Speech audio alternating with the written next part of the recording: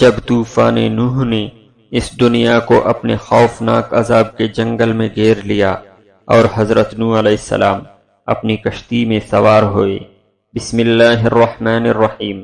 حضرت مولانا شاہ عبدالعزیز دہلوی رحمۃ اللہ علیہ تفسیر عزیزی میں لکھتے ہیں کہ مفسرین نے کہا ہے، جب طوفان نوح نے اس دنیا کو اپنے خوفناک عذاب کے جنگل میں گھیر لیا اور حضرت نوح علیہ السلام اپنی کشتی میں سوار ہوئے تو وہ بھی خوف غرق سے بہت ہراساں تھے۔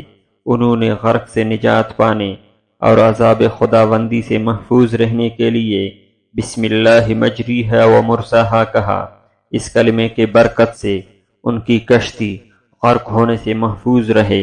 مفسرین کہتے ہیں، جب اس آدھے کلمے کی وجہ سے اتنے ہیبت ناک طوفان سے نجات حاصل ہوئی تو جو شخص اپنی پوری زندگی اس پورے کلمے یعنی بسم اللہ الرحمن الرحیم سے اپنے ہر کام کی ابتدا کرنے کا التزام کر لے، وہ نجات سے کیوں کر محروم ہو سکتا ہے۔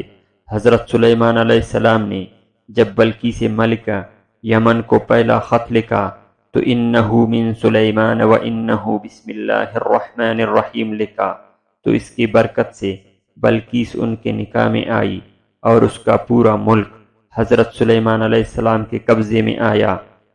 حضرت عیسیٰ علیہ السلام کا ایک دفعہ قبرستان سے گزر ہوا تو دیکھا کہ ایک شخص کو نہایت شدت کے ساتھ عذاب دیا جا رہا ہے۔ یہ دیکھ کر حضرت عیسیٰ علیہ السلام چند قدم آگے تشریف لے گئے اور وضو اور نہا کر واپس ہوئے۔ اب واپسی پر جو اس قبر کے پاس سے گزرے تو ملاحظہ فرمایا کہ اس قبر پر نور ہی نور ہے اور وہاں رحمت الہی کی بارش ہو رہی ہے۔ آپ بہت حیران ہوئے اور بارگاہ الہی میں عرض کیا کہ مجھے اس کا راز بتایا جائے۔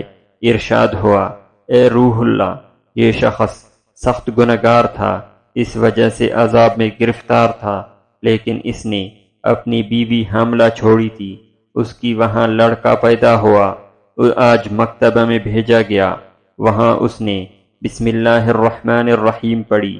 مجھے حیا آئی کہ زمین کے اندر اس شخص کو عذاب دوں کہ جس کا بچہ زمین پر میرا نام لے رہا ہے۔